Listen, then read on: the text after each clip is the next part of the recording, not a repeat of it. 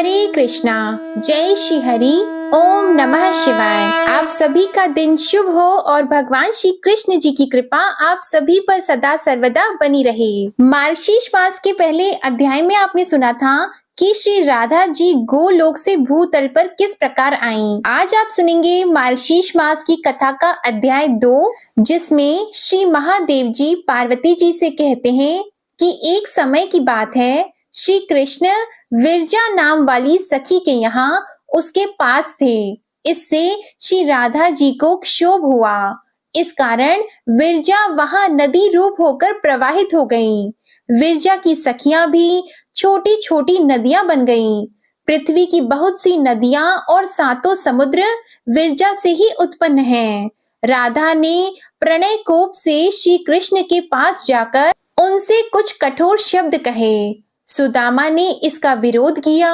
इस पर लीलामयी श्री राधा ने उसे असुर होने का श्राप दे दिया। सुदामा ने भी लीला क्रम से ही श्री राधा को मानवीय रूप में प्रकट होने की बात कह दी। सुदामा माता राधा तथा पिता श्री हरि को प्रणाम करके जब जाने को उद्यत हुआ, तब श्री राधा पुत्र विरह से कातुर होकर आंसू बहाने लगी। श्री कृष्ण ने उन्हें समझा बुझाकर शांत किया और शीघ्र उसके लौट आने का विश्वास दिलाया। सुदामा ही तुलसी का स्वामी शंखचूड़ नामक असुर हुआ था, जो मेरे शूल से विदीन एवं शाप मुक्त होकर पुनः गोलोक चला गया। सती राधा इसी वाराह कल्प में गोकुल में अवतीर्ण हुई थी। वे ब्रज में वृषभानु वैश्य की कन्या हुई। वे देवी अयोनिजा थीं, माता के पेट से नहीं पैदा हुई थीं। उनकी माता कलावती ने अपने गर्भ में वायु को धारण कर रखा था। उसने योग माया की प्रेरणा से वायु को ही जन्म दिया, परंतु वहां स्वेच्छा से श्री राधा प्रकट हो गईं। 12 वर्ष बीतने पर उन्हें नूतन यौवन में प्रवेश करती देखकर माता पिता ने रायाण वैश्य के साथ उसका संबंध निश्चित कर दिया। उस समय श्री राधा घर में अपनी छाया को स्थापित करके स्वयं अंतर ध्यान हो गईं। उस छाया के साथ ही उक्त रायाण का विवाह हुआ। जगतपति श्री कृष्ण कंस के भय से रक्षा के बहाने शैशव अवस्था में ही गोकुल पहुंचा दिए गए थे। वहां श्री कृष्ण की माता जो यशोदा थी, उनका सहोदर भाई रायाण था। गोलोक में तो वह श्री कृष्ण का अंशभूत गोप था, पर इस अवतार के समय भूतल पर वह श्री कृष्ण का मामा लगता था। जगतृष्टा विधाता ने पुण्यमय वृंदावन में श्री कृष्ण के साथ साक्षात श्री राधा का विधि पूर्वक विवाह कर्म संपन्न कराया था। गोपगण स्वप्न में भी श्री राधा के चरणाविंद का दर्शन नहीं कर पाते थे। साक्षात राधा श्री कृष्ण के वक्ष स्थल में वास करती थी और छाया राधा रायाण के घर में। ब्रह्मा जी ने पूर्व काल में श्री राधा के चरणाविंद का दर्शन पाने के लिए पुष्कर में 60,000 वर्षों तक तपस्या की थी। उसी तपस्या के फलस्वरूप इस समय उन्हें श्री राधा चरणों का दर्शन प्राप्त हुआ था। गोकुलनाथ श्री कृष्ण कुछ काल तक वृंदावन में श्री राधा के साथ आमोद प्रमोद करते रहे। फिर सुदामा के शाप से उनका श्री राधा के साथ वियोग हो गया। इसी बीच में श्री कृष्ण ने पृथ्वी का भार उतारा। 100 वर्ष पूर्ण हो जाने पर तीर्थ यात्रा के प्रसंग से श्री राधा ने श्री कृष्ण का और श्री कृष्ण ने श्री राधा का दर्शन प्राप्त किया। फिर तत्वज्ञ श्री कृष्ण श्री राधा के साथ गोलोक धाम पधारे। कलावती और यशोदा भी श्री राधा के साथ ही गोलोक चली गईं। प्रजापति द्रोण नंद हुए, उनकी पत्नी धरा यशोदा हुई। उन दोनों ने पहले की हुई तपस्या के प्रभाव से परमात्मा भगवान श्री कृष्ण को पुत्र रूप में प्राप्त किया था। महर्षि कश्यप वसुदेव हुए थे। उनकी पत्नी सती साध्वी अदिति अंशतः देवकी के रूप में अवतीर्ण हुई थी। प्रत्येक कल्प में जब भगवान अवतार लेते हैं, देव माता अदिति तथा देव पिता कश्यप उनके माता पिता का स्थान ग्रहण करते हैं। श्री राधा की माता कलावती पितरों की मानसी कन्या थी। गोलोक से वसुदाम गोप ही वृषभानु होकर इस भूतल पर आए थे। दुर्गे, इस प्रकार मैंने श्री राधा का उत्तम उपाख्यान सुनाया। यह संपत्ति प्रदान करने वाला, पापहारी तथा पुत्र और पौत्रों की वृद्धि करने वाला है। श्री कृष्ण दो रूपों में प्रकट है, द्विभुज और चतुर्भुज। चतुर्भुज रूप से वे वैकुंठ धाम में निवास करते हैं और स्वयं द्विभुज श्री कृष्ण गोलोक धाम में। चतुर्भुज की पत्नी महालक्ष्मी, सरस्वती, गंगा और तुलसी हैं। ये चारों देवियां चतुर्भुज नारायण देव की प्रिया हैं। श्री कृष्ण की पत्नी श्री राधा हैं, जो उनके अर्धांग से प्रकट हुई हैं। वे तेज, अवस्था, रूप तथा गुण सभी दृष्टियों से उनके अनुरूप हैं। विद्वान पुरुष को पहले राधा नाम का उच्चारण करके पश्चात कृष्ण नाम का उच्चारण करना चाहिए। इस क्रम से उलटफेर करने पर वह पाप का भागी होता है, इसमें संशय नहीं है। कार्तिक की पूर्णिमा को गोलोक के रास मंडल में श्री कृष्ण ने श्री राधा का पूजन किया और तत्संबंधी महोत्सव रचाया। उत्तम रत्नों की गुटिका में राधा कवच रखकर गोपों सहित श्री हरि ने उसे अपने कंठ और दाहिनी बाह में धारण किया। भक्ति भाव से उनका ध्यान करके स्तवन किया। फिर मधुसूदन ने राधा के चबाए हुए तांबूल को लेकर स्वयं खाया। राधा श्री कृष्ण की पूजनीय है और भगवान श्री कृष्ण राधा के पूजनीय हैं। वे दोनों एक दूसरे के इष्ट देव हैं। उनमें भेदभाव करने वाला पुरुष नरक में पड़ता है। श्री कृष्ण के बाद धर्म ने, ब्रह्मा जी ने, मैंने, अनंत ने, वासुकी ने तथा सूर्य और चंद्रमा ने श्री राधा का पूजन किया। फिर देवराज इंद्र, रुद्रगण, मनुपुत्र, देवेंद्र गण, मुनीन्द्र गण तथा संपूर्ण विश्व के लोगों ने श्री राधा की पूजा की। ये सब द्वितीय आवरण के पूजक हैं। तृतीय आवरण में सातों द्वीपों के सम्राट सुयज्ञ ने तथा उनके पुत्र पौत्रों ने एवं मित्रों ने भारतवर्ष में प्रसन्नता पूर्वक श्री राधिका का पूजन किया। उन महाराज को दैववश किसी ब्राह्मण ने शाप दे दिया था, जिससे उनका हाथ रोगग्रस्त हो गया था। इस कारण वे मन ही मन बहुत दुखी रहते थे। उनकी राज्य लक्ष्मी छिन गई थी, परंतु श्री राधा के वर से उन्होंने अपना राज्य प्राप्त कर लिया। ब्रह्मा जी के दिए हुए स्तोत्र से परमेश्वरी श्री राधा की स्तुति करके राजा ने उनके अभेद्य कवच को कंठ और बाह में धारण किया तथा पुष्कर तीर्थ में 100 वर्षों तक ध्यान पूर्वक उनकी पूजा की।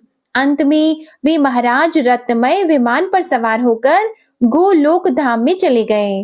पार्वती, यह सारा प्रसंग मैंने तुम्हें कह सुनाया, अब और क्या सुनना चाहती हो? तब पार्वती जी ने महादेव जी से पूछा, प्रभु, राजा सुयज्ञ कौन थे? किस वंश में उनका जन्म हुआ था?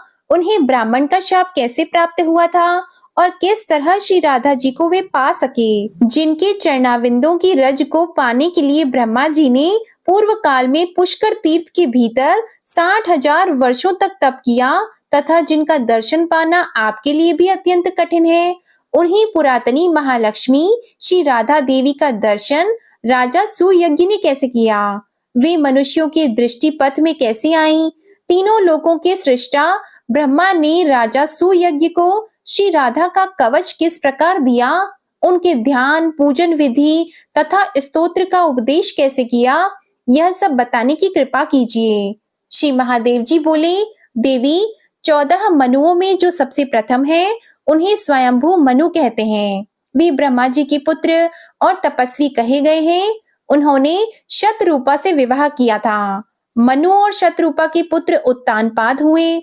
उत्तानपाद के पुत्र केवल ध्रुव हैं। गिरिराज नंदिनी ध्रुव की कीर्ति तीनों लोकों में विख्यात है। ध्रुव के पुत्र उत्कल हुए, जो भगवान नारायण के अनन्य भक्त थे। उन्होंने पुष्कर तीर्थ में 1000 राजसूय यज्ञों का अनुष्ठान किया था। उस यज्ञ में सारे पात्र रत्नों के बने हुए थे। राजा ने बड़ी प्रसन्नता के साथ वे सब पात्र ब्राह्मण को दान कर दिए थे। यज्ञांत महोत्सव में राजा ने बहुमूल्य वस्त्रों की सहस्त्रों राशियां, जो तेज पुंज से उद्भासित होती थी, ब्राह्मणों को बांट दी। प्रिय, उस सुंदर यज्ञ को देखकर ब्रह्मा जी ने देव सभा में राजा उत्कल का नाम सुयज्ञ रख दिया। राजा सुयज्ञ अन्न, रत्न तथा सब प्रकार की संपत्तियों के दाता थे। वे प्रतिदिन प्रसन्नता पूर्वक उचित दक्षिणा के साथ ब्राह्मणों को 10-12 लाख गौएं दान में देते थे। उन गौओं के सींग रत्नों से मढ़े होते थे तथा दुग्ध पात्र आदि सामग्री भी रत्नमय ही होती थी। वे प्रतिदिन 6 करोड़ ब्राह्मणों को भोजन कराया करते थे। उन्हें प्रतिदिन भोजन सामग्री देकर तृप्त करते थे। नित्य प्रति 1 लाख रसोइयों को भोजन दिया करते थे। पुआ, रोटी, चावल आदि अन्न, दाल आदि व्यंजन दही के साथ परोसे जाते थे। उस भोजन सामग्री में मांस का सर्वथा अभाव होता था। ब्राह्मण लोग भोजन के समय मनुवंशी राजा सुयज्ञ की ही नहीं, उनके पितरों की भी स्तुति करते थे।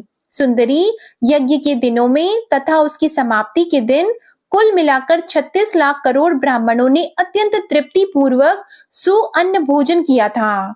उन्होंने दक्षिणा में इतने रत्न ग्रहण किए थे कि उन सबको अपने घर तक ढो ले जाना उनके लिए असंभव हो गया था। कुछ तो उन्होंने शूद्रों को बांट दिया और कुछ रास्ते में छोड़ दिया।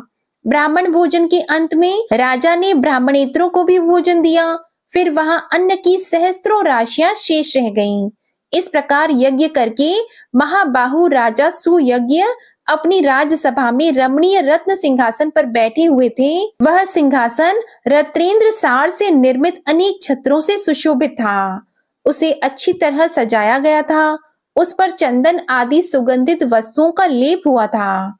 वहां वसु, वासव, चंद्रमा, इंद्र, आदित्यगण, मुनिवर, नारद तथा बड़े बड़े देवता विराजमान थे। इसी समय वहां एक ब्राह्मण आया जो रूखा और मलिन वस्त्र पहने था। उसके कंठ, होठ और तालु सूखे हुए थे।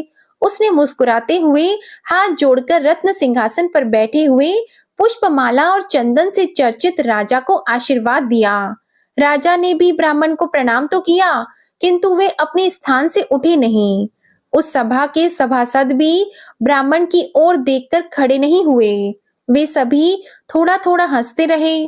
तब वह श्रेष्ठ ब्राह्मण मुनियों और देवताओं को नमस्कार करके निरंकुश भाव से वहां खड़ा हो गया और क्रोध पूर्वक राजा को शाप देता हुआ बोला, ओ पामर, तू इस राज्य से दूर चला जा, श्रीहीन हो जा तथा शीघ्र ही गलित कोढ़ से युक्त, बुद्धिहीन और उपद्रवों से ग्रस्त हो जा। ऐसा कहकर क्रोध से कांपता हुआ ब्राह्मण सभासदों को शाप देने के लिए उद्यत हो गया। जो लोग वहां हंसे थे वे सब उठकर खड़े हो गए। उन सब ने अपने दोष का परिहार कर लिया। अतः उनकी ओर से ब्राह्मण का क्रोध जाता रहा। राजा उस ब्राह्मण को प्रणाम करके भय से कातर होकर रोने लगे। वे व्यथित हृदय से सभा के बीच से बाहर निकले। तब गूढ़ रूपों वाले वे ब्राह्मण देवता भी ब्रह्म तेज से प्रकाशित होते हुए चल दिए। उनके पीछे पीछे भय से कातर हुए समस्त मुनि भी चले और बारंबार उच्च स्वर से पुकारने लगे, हे विप्र, ठहरो ठहरो। उन मुनियों के नाम इस प्रकार हैं: पुलह, पुलस्त्य, प्रचेता, भृगु, अंगिरा, मरीचि, कश्यप, वशिष्ठ, क्रतु, शुक्र, बृहस्पति, दुर्वासा, लोमश, गौतम, विभांडक, आपिशली, तैतिल्ली, सनातन, सनंदन, सनक, ऋषि, पाराशर, ये तथा और भी मुनि, पितर, अग्नि, हरिप्रिय, दिक्पाल तथा समस्त देवता भी ब्राह्मण के पीछे पीछे चले। पार्वती, उन नीति विशारद मुनियों ने ब्राह्मण को समझाया, एक स्थान पर ठहराया और क्रमशः उनसे नीति की बातें कहीं। पार्वती ने पूछा, ब्राह्मणों और ब्रह्मा जी के पुत्रों ने जो नीति के विद्वान थे उस समय उन ब्राह्मण देवता से नीति की कौन सी बात कही, यह मुझे बताने की कृपा करें। तब श्री महादेव जी बोले, सुमुखी, उस मुनि समुदाय ने स्तुति और विनय से ब्राह्मण को संतुष्ट करके क्रमशः इस प्रकार कहना आरंभ किया। सनत कुमार ने कहा, ब्राह्मण, तुम्हारे पीछे पीछे राजा की लक्ष्मी और कीर्ति भी चली आई है। सत्व, यश, सुशीलता, महान ऐश्वर्य, पितर, अग्नि और देवता भी राजा को श्रीहीन करके उनके घर से बाहर चले आए हैं। द्विज श्रेष्ठ, अब तुम संतुष्ट हो जाओ, क्योंकि ब्राह्मण शीघ्र ही संतुष्ट होने वाला कहा गया है। मुने, ब्राह्मणों का हृदय नवनीत के समान कोमल होता है। वह तपस्या में परिमार्जित होने के कारण अत्यंत निर्मल और शुद्ध होता है। अतः विप्रवर अब क्षमा करो, आओ और राजभवन को पवित्र करो। जिसके घर से अतिथि निराश होकर लौट जाता है, उसके देवता, पितर तथा अग्नि भी निराश होकर लौट जाते हैं, क्योंकि वहां अतिथि का सत्कार नहीं हुआ। इसलिए विप्रवर क्षमा करो, आओ और राजभवन को शुद्ध करो। पुलस्त्य जी बोले, जो घर पर आए हुए अतिथि को टेढ़ी आंखों से देखते हैं, उन्हें अतिथि अपना पाप देकर और उनके पुण्य लेकर चला जाता है। अतः तुम राजा के दोष को क्षमा कर दो। वत्स, तुम्हारी जहाँ मौज हो वहां जाओ। राजा अपने कर्म दोष से ही उठकर खड़े नहीं हुए थे, उनके उस दोष को तुम क्षमा कर दो। पुलह मुनि ने कहा, जो क्षत्रिय राजलक्ष्मी के मद से अथवा जो ब्राह्मण विद्या के मद से किसी ब्राह्मण का अपमान करता है, वह क्षत्रिय श्रीहीन होता है तथा वह ब्राह्मण त्रिकाल संध्या से शून्य हो जाता है। वे दोनों ही एकादशी व्रत तथा भगवान विष्णु के नैवेद्य से वंचित हो जाते हैं। क्रतु बोले, ब्राह्मण, क्षत्रिय, वैश्य अथवा शूद्र कोई भी क्यों न हो, जो ब्राह्मण का अपमान करता है वह दीक्षा के पुण्य और अधिकार से भ्रष्ट हो जाता है। इतना ही नहीं, उसका धन नष्ट हो जाता है तथा वह पुत्र पत्नी से भी हीन हो जाता है। यह एक अटल सत्य है। अतः भगवान क्षमा करो, आओ और राजा के घर को पवित्र करो। अंगिरा ने कहा, जो ज्ञानवान ब्राह्मण होकर किसी ब्राह्मण का अपमान करता है, वह भारतवर्ष में 7 जन्मों तक सवारी ढोने वाला बैल होता है। मरीचि बोले, जो पुण्य क्षेत्र भारतवर्ष में देवता, ब्राह्मण तथा गुरु का अपमान करता है, वह भगवान विष्णु की भक्ति से वंचित हो जाता है। कश्यप ने कहा, जो वैष्णव ब्राह्मण को देखकर उसका अपमान करता है, वह विष्णु मंत्र की दीक्षा से वंचित होकर विष्णु पूजा से भी विरत हो जाता है। प्रचेता बोले, जो अतिथि ब्राह्मण को आया देखकर उसके लिए अभ्युत्थान नहीं करता, उठकर खड़ा नहीं हो जाता, वह भारत भूमि में माता पिता की भक्ति से रहित होता है। उस मूढ़ को 7 जन्मों तक हाथी की योनि में जन्म लेना पड़ता है। अतः द्विज श्रेष्ठ, शीघ्र चलो, राजा को आशीर्वाद दो। दुर्वासा ने कहा, जो गुरु, ब्राह्मण अथवा देवता की प्रतिमा को देखकर शीघ्र ही उसके सामने मस्तक नहीं झुकाता, वह पृथ्वी पर सुअर होता है। अतः ब्राह्मण, हमारे सब अपराधों को क्षमा करो और चलकर अतिथि सत्कार ग्रहण करो।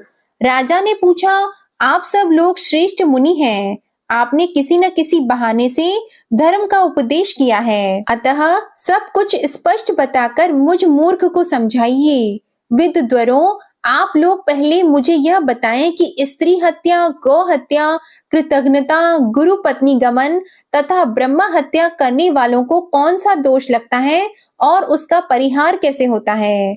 वशिष्ठ जी बोले, राजन, यदि स्वेच्छा पूर्वक गोवध का पाप किया गया हो तो उसके प्रायश्चित के लिए मनुष्य 1 वर्ष तक तीर्थों में भ्रमण करता रहे। वह प्रतिदिन जौ की रोटी अथवा जौ की लपसी खाए और हाथ से ही जल पिए। वर्ष पूरा होने पर ब्राह्मणों को दक्षिणा सहित 100 अच्छी और दुधारू गायों का दान करे। प्रायश्चित से पाप क्षीण हो जाने पर भी मनुष्य अपने संपूर्ण पाप से मुक्त नहीं होता। जो पाप शेष रह जाता है, उसी के फल से वह दुखी एवं चांडाल होता है। यदि आतिदैशिक हत्या हुई हो, अर्थात साक्षात गोवध आदि न होकर उसके समान बताया गया कोई पाप कर्म बन गया हो, तो उसमें साक्षात की हुई हत्या से आधा फल भोगना पड़ता है। अनुकल्प रूप प्रायश्चित से उस हत्या का पाप यद्यपि क्षीण हो जाता है, तथापि उससे पूर्णतया छुटकारा नहीं मिलता। शुक्र ने कहा, स्त्री की हत्या करने पर निश्चय ही गो हत्या से दूना पाप लगता है। स्त्री हत्यारा हजारों वर्षों तक काल सूत्र नामक नरक में निवास करता है। फिर वह महापापी मानव 7 जन्मों तक सुअर और 7 जन्मों तक सर्प होता है। इसके बाद उसकी शुद्धि होती है। बृहस्पति बोले, स्त्री हत्या से दूना पाप लगता है ब्रह्म हत्या में। ब्रह्म हत्यारा 1 लाख वर्षों तक निश्चय ही महाभयंकर कुंभीपाक नरक में निवास करता है। फिर उस महापापी को 100 वर्षों तक विष्ठा का कीड़ा होना पड़ता है।